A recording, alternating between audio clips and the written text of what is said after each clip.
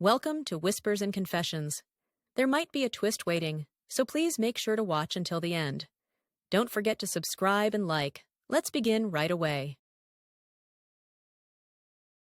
Emma explored Sharon, and Sharon trembled under her touch, letting out a soft breath. Our connections grew complex and chaotic, but in that moment, only our mutual desire mattered. Sweat-slicked skin brushed together, breaths mingled, and the rain cloaked our actions. Olivia's body merged with mine, her movements intense, and I was completely enthralled. Her nails dug into my back, revealing her deep desire, and I held her tighter, savoring the moment. I woke up to the sudden sound of rain. Heavy raindrops hammered the window, like someone tapping to get my attention. The thin walls of our old apartment let every small sound from the neighbors seep through. Looking out the window, I saw the sky cloaked in gray, with the rain pouring down harder by the minute. The weather forecast had mentioned rain starting in the evening, but I hadn't expected it to come down so fiercely. I got out of bed and glanced at the clock. It was just past 6 p.m. normally. This would be the time my wife, Sharon, would come through the front door after work. But today, she had mentioned she was meeting friends and told me not to worry about preparing dinner. The old wooden floor groaned under my steps. This cramped studio apartment, over 30 years old, held our entire life, Sharon's and mine. At barely 600 square feet, with a tiny kitchen and bathroom, its only saving grace was the low rent. With my modest salary and Sharon's part-time job, this was the best we could afford. There wasn't room for a real bed, so we unfolded a mattress from the closet each night and stored it away each morning. Lately, Sharon had seemed a bit worn out. Whenever we talked about kids, her longing look tugged at my heart. I couldn't help but wonder if she was worn out by our cramped apartment life. Sometimes, her face showed something unsaid, but I couldn't bring myself to ask. I settled onto our old couch and flipped on the TV. It was a day off, so I cracked open a can of beer, hoping to clear my head and relax. But as the rain poured harder, an uneasy feeling took hold of me. Did Sharon bring an umbrella? In a downpour like this, the subway might be delayed. Just as I was caught up in those worries, my phone rang. It was Sharon. I answered quickly. "Hello. Sharon, are you okay?" "This rain?" I asked, my voice urgent. Her voice sounded a bit hurried but calm. Her tone buzzed with excitement. "Isaac, I'm sorry. This is sudden, but I'm with Emma and Olivia right now. The rain's too heavy to get home, and the last train might be risky. Would it be okay if they stayed over at our place?" Her words threw me for a loop. Emma and Olivia were Sharon's best friends, as she called them. I'd met them a few times. Both in their late 30s, they worked part-time with Sharon at the same coffee shop. What stood out was that both were widows. I wasn't sure why two women in their situation grew so close, but maybe they leaned on each other's shared pain. Emma's husband passed away from cancer 3 years ago, and Olivia lost hers in a car accident 2 years back. Neither had children and lived alone. "Our place is so small," I said, pausing. Sharon responded brightly. "It's fine, Isaac. They'll understand. But it's too dangerous to go home in this rain." Her tone was bold and persuasive. She was right. Such a downpour could be hazardous. The TV news reported flooding across the city. After a brief pause, I gave a nod. "All right, come back safely." After hanging up, I looked around the apartment. Our tiny studio was already crammed, and with 3 women, it'd feel way too small. Plus, we only had one set of bedding, ours. We had nothing extra for guests. But it was too late to back out now. I started tidying up, tossing the empty beer can and clearing magazines and newspapers from the table to make the space feel less cluttered. I opened the closet and pulled out the bedding, our only option for tonight's sleep setup. About an hour later, the doorbell rang. I opened the door to find Sharon, completely drenched, with 2 other women. "Isaac, sorry to barge in like this, especially so late," Emma said, bowing her head. She was petite with pale skin and a quiet demeanor, but her eyes sparkled with sharp wit. "Thank you for having us. The rain was just too much," Olivia added. Taller and slender, With short bobbed hair that amplified her striking presence, she radiated a steady strength. The three kicked off their drenched shoes and stepped into the narrow entryway. Their clothes were so wet that water dripped onto the floor in small puddles. I quickly grabbed towels, and Sharon led them to the bathroom. "We don't have spare clothes, but you can borrow mine if that's okay," Sharon said with a warm smile, grabbing t-shirts and sweatpants from the closet. Soon, they returned, changed into Sharon's clothes, which were slightly small on them, but better than staying in wet ones. Sharon headed to the kitchen, boiling water in the electric kettle to make herbal tea for four. We gathered around the small dining table. The room warmed up from all of us being there, and the windows started fogging up. The rain still pounded outside, and the TV reported subway shutdowns and flooded roads in Manhattan and Brooklyn, making it impossible for Emma and Olivia to get home tonight. Sharon brought out cheese crackers and beer from the convenience store, our best effort at hospitality in this unexpected situation. "Cheers." Sharon raised her beer can, lightening the mood. We clinked cans, and the tension began to ease. Knowing I'm not much of a talker, Sharon took the lead. "Emma, Olivia, you've both been through so much, and you're so strong." I'd have crumbled. Emma gave a faint, bittersweet smile. "Thanks, Sharon. It was overwhelming at first, but you keep going because you have to. Olivia and I talk about it a lot." Her voice blended calm resilience with quiet strength. Olivia nodded, sipping her beer. "Yeah, only someone who's been through it can understand that kind of loneliness. There's this special bond between us." Her gaze was deep and intense. Listening to them, I felt a strange awkwardness. Sitting with Sharon in front of two women who'd lost their loved ones, I couldn't shake a faint sense of guilt. Sharon seemed to feel something similar, quietly sipping her beer with her eyes lowered. Her hand trembled slightly as she held the can. As the drinks flowed, the mood lightened. We chatted about workplace gripes, recent Netflix shows, and New York's high cost of living. Sharon started cooking instant ramen, and I sat on the couch's edge, pretending to watch TV while eavesdropping on their conversation. Emma whispered something to Sharon. I couldn't catch the words, but I noticed her glancing at me occasionally. Olivia joined in, and the three seemed to share a secretive exchange. Their smiles and glances hinted at some hidden intent, making my heart race faintly. "What's that about?" I asked, half joking. Sharon waved it off with a laugh. "Just girl talk, don't worry." Her smile carried a mix of playfulness and subtle tension. When the frozen pizza was ready, we sat around the table again. It was so tight that our knees brushed constantly. When Olivia's foot grazed mine, she met my eyes with a soft smile. Her gaze was warm yet bold, sending a shiver through me. The rain showed no sign of stopping, and it was past 10 p.m. Sharon took the bedding from the closet, laying out our only set with a worried expression. "We've only got this one, what should we do?" Emma and Olivia exchanged smiles. Emma spoke first. "It's okay, Sharon. We can all share. It's just one of those nights." Her tone was steady, but her eyes twinkled with playful mischief. Olivia nodded, helping spread the bedding. "Yeah, on a rainy night like this, it's better to stay cozy together." Her confident smile was contagious. With the bedding laid out in our 600 square foot room, there was barely space to move. Fitting 4 people would be tight. Sharon hesitated, but knew there was no other option. We took turns showering and brushing our teeth.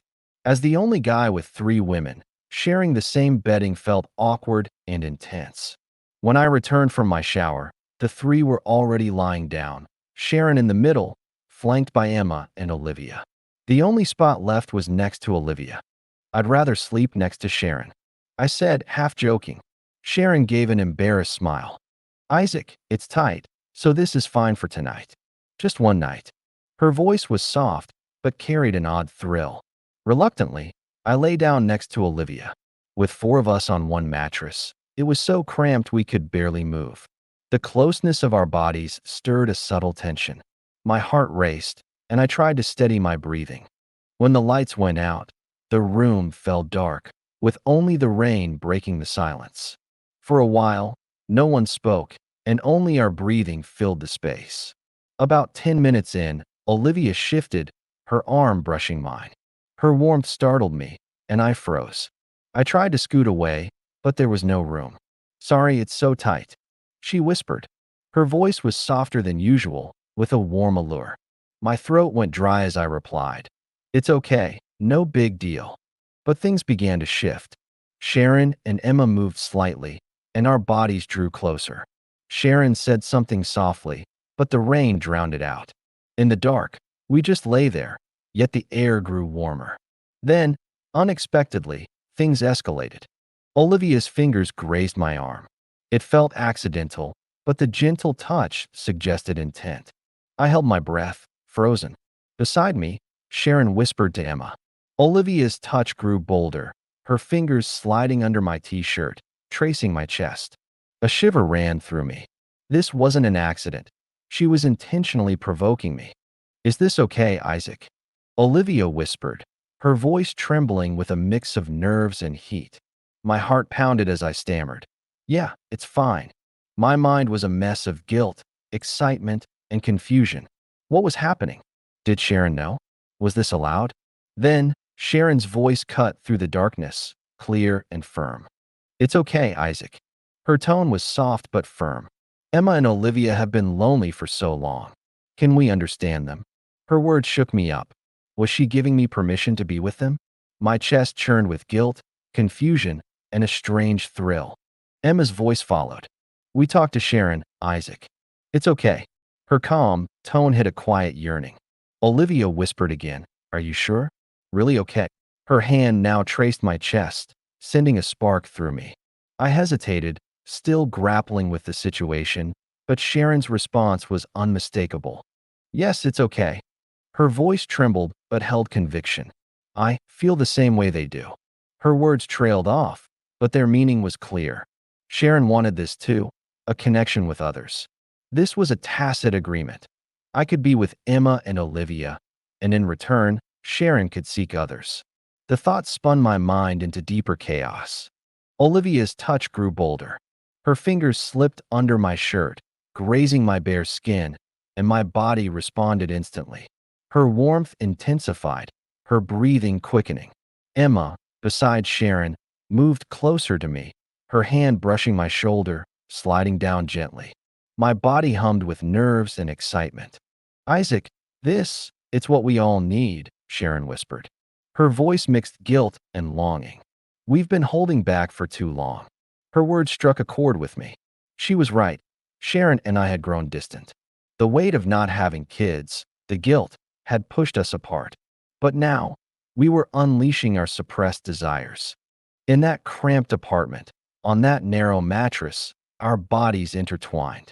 The rain pounded the windows, hiding our actions from the world. Olivia's lips grazed my neck, her warm breath stirring a rush in me. I pulled her closer, her body soft and warm, drawing me deeper into desire. Emma's fingers traced circles on my chest, her touch delicate yet daring. Her scent lingered with every breath I took. Sharon reached for Emma, her hand gliding over Emma's shoulder. Emma pulled Sharon closer, and the four of us began to merge. Olivia's kisses trailed from my neck to my chest, and I ran my fingers through her hair, lost in her. Her hands explored my thighs, growing bolder, and my body burned under her touch. Emma kissed Sharon's neck, and Sharon let out a soft breath, holding her close. My mind was a mess of guilt, excitement, and confusion. Sharon and I hadn't been this close in years. Had I distanced myself because of the guilt over not having kids? But now, we were all releasing our bottled-up desires. Olivia straddled me, her warm body moving gently, and I held her waist, following her rhythm. Her breath was hot and urgent, and I felt her solitude and need. Emma explored Sharon, and Sharon trembled under her touch, letting out a soft breath. Our connections grew complex and chaotic, but in that moment, only our mutual desire mattered. Sweat-slicked skin brushed together, breaths mingled, and the rain cloaked our actions. Olivia's movements grew fiercer, and I was consumed by her passion. Her nails dug into my back, revealing her deep desire, and I held her tighter, savoring the moment.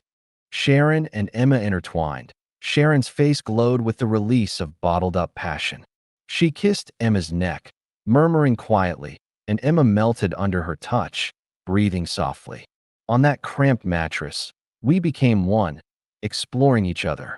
I felt both guilt and a strange freedom. This wasn't just physical. It was about soothing each other's solitude and needs, a bond beyond mere pleasure. The rain fell all night, veiling our actions. In that tiny apartment room, we forgot everything but each other's warmth. Olivia's body merged with mine, her movements intense, and I was completely enthralled. Her nails dug deeper, and I held her close, lost in the moment. Sharon and Emma's quiet breaths filled the room, their connection stoking my own fire. The next morning, I opened my eyes. The rain had stopped, and bright sunlight streamed in, illuminating the four of us on the mattress. Olivia breathed softly beside me, with Emma and Sharon next to her. It was hard to tell if last night was real or a dream, but our tangled bodies and the room's lingering scent confirmed it. I quietly got up and went to the kitchen. It was 7 a.m. on a Sunday, with no rush. As I started brewing coffee, footsteps approached. It was Sharon. She stood beside me, helping with the coffee. Her hands trembled slightly, her eyes filled with conflicting emotions. "Isaac, about last night." I began, but she placed a finger to her lips, signaling silence. The intense passion from last night was gone, replaced by her usual gentle nature. "Let's talk later, Isaac, before they wake up." Her voice was calm but tinged with quiet unease. In our small apartment, no conversation went unheard. If Emma and Olivia were awake, they'd have heard us. Soon, they stirred. We sat around the table for breakfast, acting as if nothing had happened, but every glance brought back last night's heat. Olivia met my eyes with a playful smile, layered with meaning. Emma whispered to Sharon, laughing, and Sharon squeezed her hand, smiling back. After breakfast, Emma and Olivia prepared to leave, packing their wet clothes in plastic bags while wearing Sharon's. "Isaac, Sharon, thank you so much. We owe you," Emma said, her voice sincere, though her eyes glinted with last night's fire. "Yeah, really, thank you," Olivia added, her intense gaze unchanged. Sharon walked them to the door. "Let's keep in touch. Stay safe." They nodded and disappeared down the hall. Watching them walk away, I felt a mix of tangled emotions. Back in the apartment, silence settled. Neither of us knew how to process the night before. Sharon broke the quiet. "Isaac." Her voice trembled, her face clouded with worry and guilt. "I'm sorry about last night. It just happened." I cut her off, pulling her into a hug. "Don't apologize, Sharon." I agreed to it. I had been shocked at first, but I participated willingly. I couldn't deny that. Sharon sighed, continuing, "Emma and Olivia, they've been so lonely. Losing someone they loved, feeling unvalued as women. We have each other, but they..." Tears welled in her eyes. Her words really sank in. Emma and Olivia carried deep loneliness, and last night's storm may have let it out. "What now?" I asked cautiously. She looked up, surprised. "What do you mean? Back to normal? Or more nights like that?" I chose my words carefully. Sharon paused, her face flickering with uncertainty and struggle. "I don't know, Isaac. But them and us." Her words implied this could continue. Whether it was right or wrong, last night, we'd all found satisfaction in soothing each other's loneliness. A week later, life resumed. Sharon and I didn't discuss that night deeply, but her behavior changed quietly. Her looks held a deeper warmth, her touch gentler. One rainy evening, she called again. "Isaac, I'm with Emma and Olivia. The rain's too heavy." Her voice carried that familiar thrill. I understood instantly. She might have planned this, checking the forecast for rain. "Can they stay over again?" she asked. I hesitated, then replied, "Sure, come back safely." Hanging up, I stared at the rain. Tonight, our bodies would come together again on that cramped mattress. Olivia's fiery touch, Emma's gentle breath, Sharon's passionate gaze, they'd captivate me once more. I didn't care if it was right or wrong. Sharon's happiness was what mattered most. How long this strange relationship would last, through the rain or until our hearts shifted, was anyone's guess. Listening to the rain against the window, I gave in to growing anticipation. Months passed. New York's rainy days grew frequent with the changing seasons. Our relationship with Emma and Olivia seemed like a normal friendship on the surface, but rainy nights turned it into something intense and special. We grew to understand each other fully, realizing this was more than physical, a strong emotional bond. What began on one set of bedding in our cramped apartment sparked new energy in us. Sharon grew brighter, her laughter warming the room. I became more proactive at work, finding new purpose. One day, Sharon came home, beaming. "Isaac, let's move to a bigger apartment."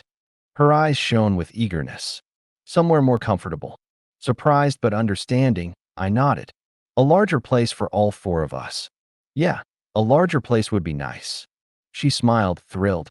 "Emma and Olivia are looking to move too. It'd be great to live near each other." I smiled instinctively. This relationship was growing into a unique kind of family. What others thought didn't matter. We were happy, supporting one another. On another rainy night, in a larger apartment, we shared a bigger bed. Olivia's lips traced my neck, drawing me into a rush of desire.